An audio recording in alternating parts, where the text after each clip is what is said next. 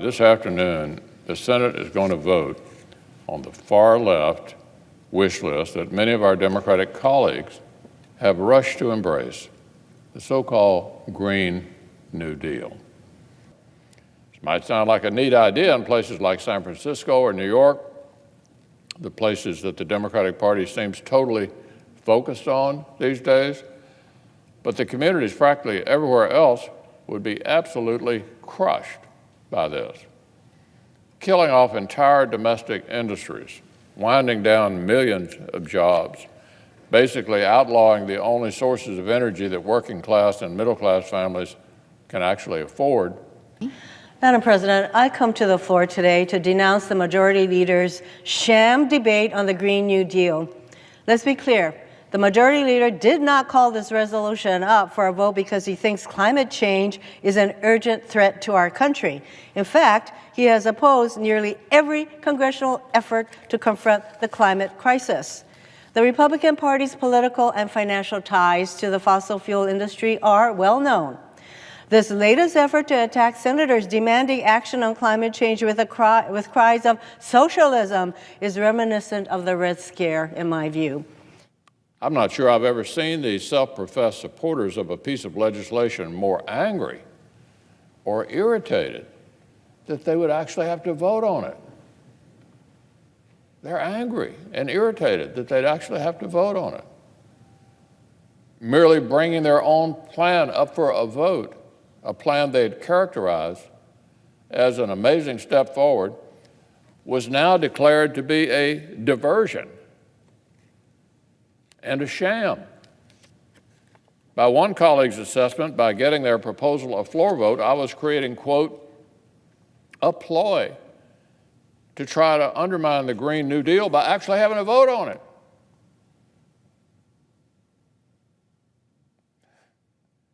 I have to say, Madam President, it's remarkable enough to see a major political party coalesce around a proposal to forcibly remake the entire country according to what's fashionable in Brooklyn and San Francisco. But it's even more stunning to see my colleagues so angry and upset at the opportunity to back up their new philosophy with their votes.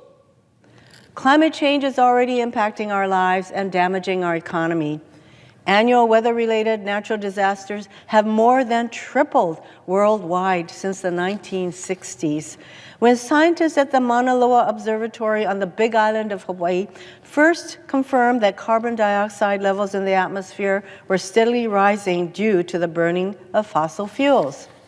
In Hawaii, last year we registered record-breaking flooding on Kauai and Oahu that resulted in more than $125 million in damages. That storm generated the largest 24-hour rainfall accumulation in American history. Donald Trump and Republicans in Congress should muster the political courage to do the same.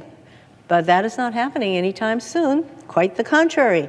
Instead, like so many ideas they oppose, Republicans have resorted to mocking and distorting what the Green New Deal does. They're doing it by their tried and true method, by scaring people. The aspirations of the proposal have been called radical. They've been called extreme.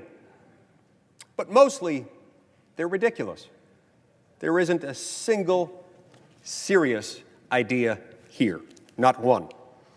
To illustrate, let me highlight two of the most prominent goals produced by the plan's authors. Goal number one, the Green New Deal calls essentially for the elimination of airplanes. Now, this might seem merely ambitious for politicians who represent the densely populated northeastern United States. But how is it supposed to work for our fellow citizens who don't live somewhere between Washington, D.C. and Boston? In a future without air travel, how are we supposed to get around the vast expanses of, say, Alaska during the winter? Well, I'll tell you how. Tauntauns, Mr. President. This is a beloved species of reptomammals, native to the ice planet of Hoth. I have to say something about the junior senator from Utah. That was appalling.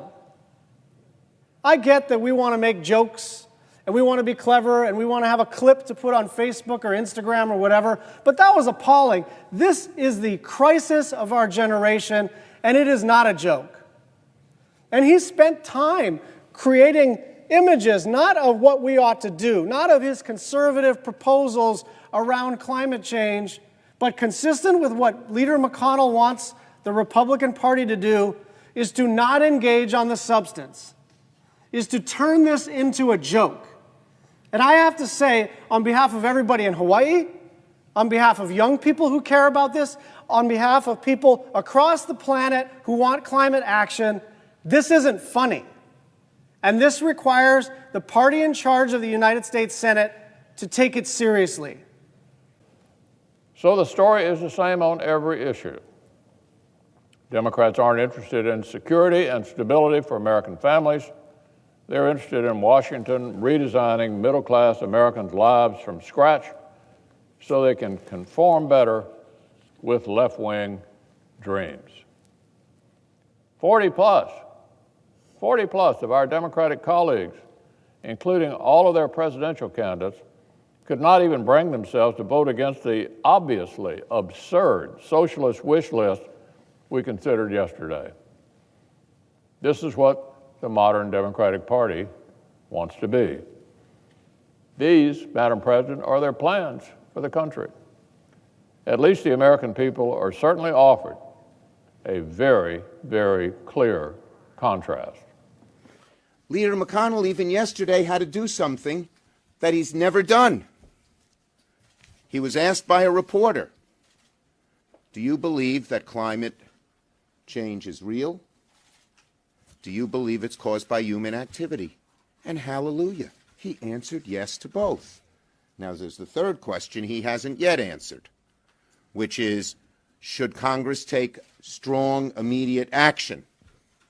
He hasn't answered it, but we're here today to give him an answer in terms of the strong, immediate action that we have. I asked yesterday to make this committee, to create a bipartisan select committee on the climate crisis. Let everyone discuss their ideas. Let's get people from every different region, all different backgrounds, all different philosophies, Democrat and Republican, to discuss and come up with some ideas and focus attention on this crucial issue. Of course, the Republicans objected, Senator Barrasso. So today, I am forming a Senate Democrat Special Committee on Climate and on the climate crisis, with Senator Schatz chairing the committee and Senators Whitehouse, Merkley, Bennett, Baldwin, Heinrich, Markey, Duckworth, Cortez Masto, and Smith as members. Senators like to remind themselves that this is the world's greatest deliberative body, and with this committee, we can start to act like it on climate, to build a broad coalition of people capable of bold action. We put together a group of people who are leading on climate in different ways. It's a diverse committee, and that's going to be the foundation for our success. And so with this group, we have the necessary pieces to take this issue seriously, to do real inquiries and real analysis, to work with constituent groups and put ourselves in a position to act. Today, we get to work. The stunts are over. The positioning may never end, but the goofy stuff is done. We are treating this like the planetary emergency that it is. Senator Whitehouse.